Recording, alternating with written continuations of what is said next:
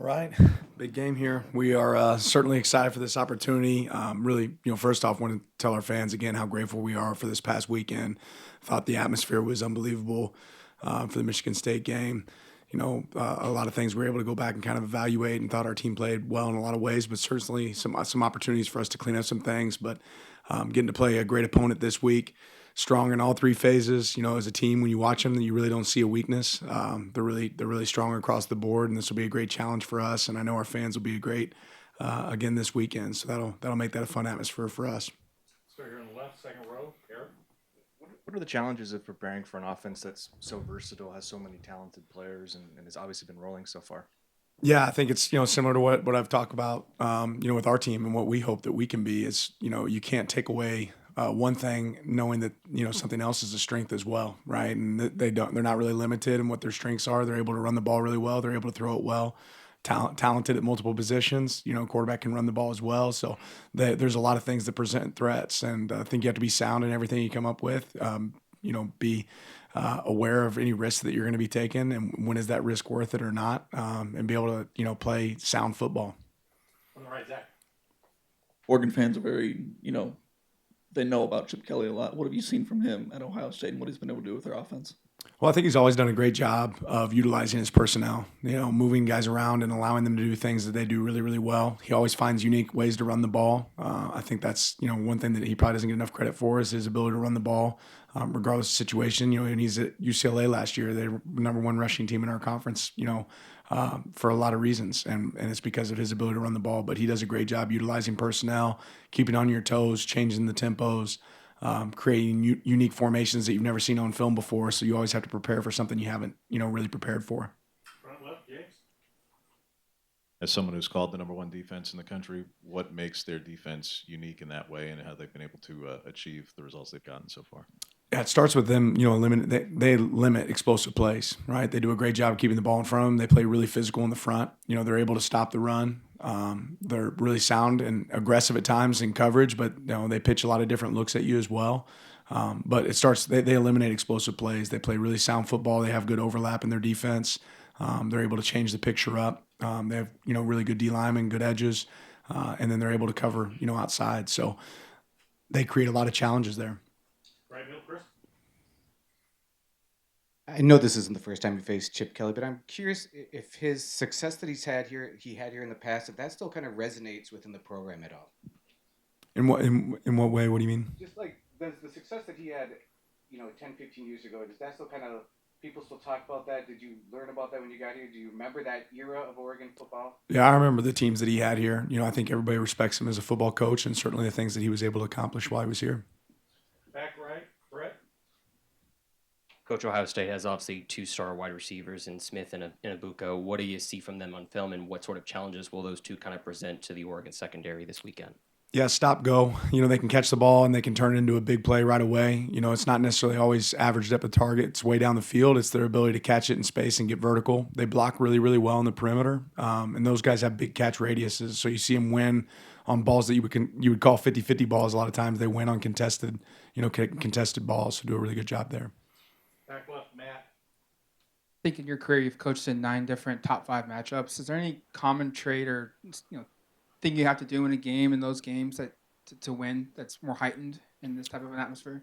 I'd say winning football is winning football, but I think you always look when you're playing an opponent, what's some commonalities in games that they haven't had success in and that you've had success in, right? Where are those places where you can find strengths? What are the pieces of the game that are going to matter the most? Obviously explosive plays and takeaways is always something that we focus on here, but rushing game, I think that matters. Ability to win on critical downs in critical situations, red area, I think are all really important. Back left, Eric.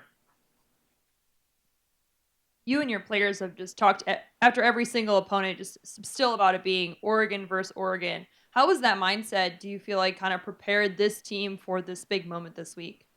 Yeah, I think just the constant growth, the focus on what can we get better and if we attack the things that we need to improve on. And that's been our focus all year. And, throughout the season, I think you've seen us play better and better ball in certain situations and attack things that we weren't as good at the week before. All right. Zach. Does having knowledge of Ohio State's running back coach give you any sort of advantage this week? I think that probably plays both ways. You know, like last week we played against coaches that have been here before. When we played UCLA, we played against coaches that have been here before. It makes you change your terminology. Like you're going to change the names of calls. Stuff before that might have been a run for us is maybe now a pass. Something that was going right is now maybe going left. But that's pretty easy for our players to do once you communicate that and change it. Certainly, he knows some of the things that we like to do. On the same note, we certainly know some of the things that he likes to do. So, Coach Locke did a great job for our program. He's doing a great job for theirs now. Second row left, Eric. After Friday's game, Dylan talked about emphasizing protecting the ball in the red zone, that being a key. What are some of the ways you do that in a week to try to get those situations kind of figured out? Yeah, you play red area football, right? You could put it down there, put the ball inside the 20, and you go, communicate what do we want that to look like, and if you expect to see it in the game, you got to see it in practice first. And he knows he wants those plays back. It doesn't take anybody special to recognize that he wants that back, but it's about how can we coach that better and make sure that those situations are avoided. Left, James.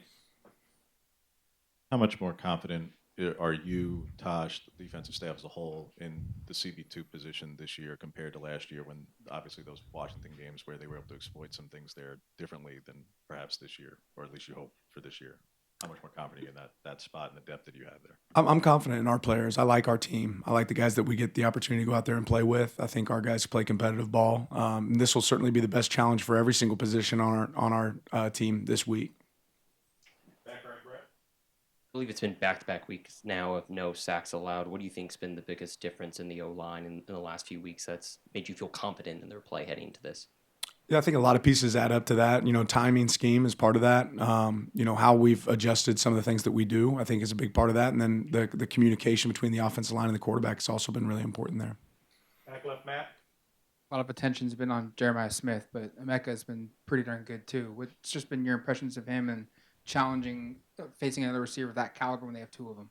Yeah, they got more than just two great wideouts. They got several great wideouts in their program. Certainly, those two are very, very special. But whether it's Tate, there's a bunch of them on their team that can go play winning football. So that's what makes this a challenge. You can't just say, okay, I'm going to focus on this one guy because there's other guys on the field that can beat you. All right, Zach.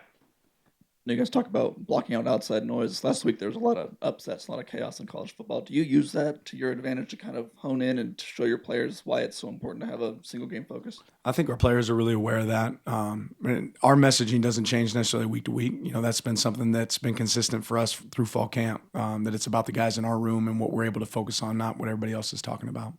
Back left, Aaron.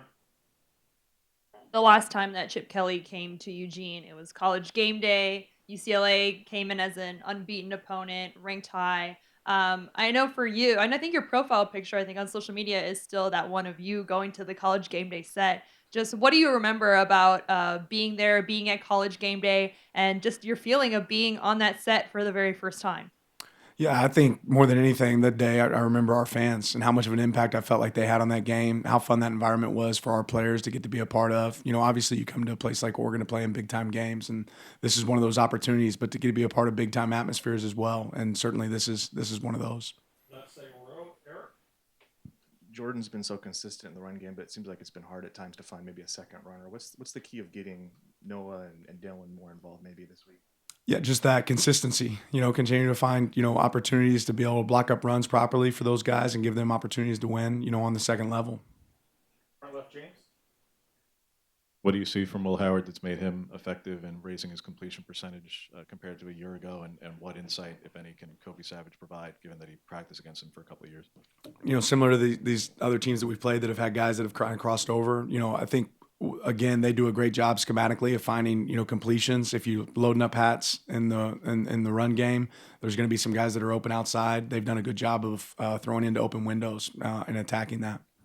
Back right, Brett.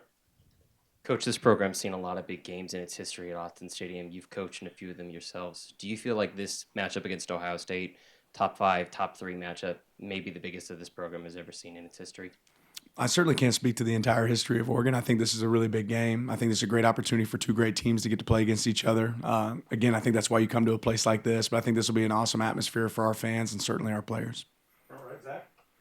Going back to Michigan State, did you ever get an explanation for why that hit on Dylan was not a late hit or a roughing the passer? We sent it in. I haven't got a response yet on why it wasn't one. I was told that the guy watching it said that it wasn't. So we sent it in. We'll see what it looks like. On the left here, second row, Eric.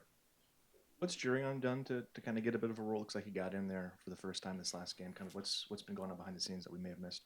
Yeah, just being, part of it starts with him being healthy. Has been dinged up at times, but he's practicing really hard. He's working his tail off to be on the field for us, whether that's in special teams and a role at wideout, and it's created some opportunities for him. Front left, James. What makes their running back duo unique, and what's kind of the biggest asset that each one of those guys has in terms of how they go about running? Because stylistically, I think they're a little bit different than each other.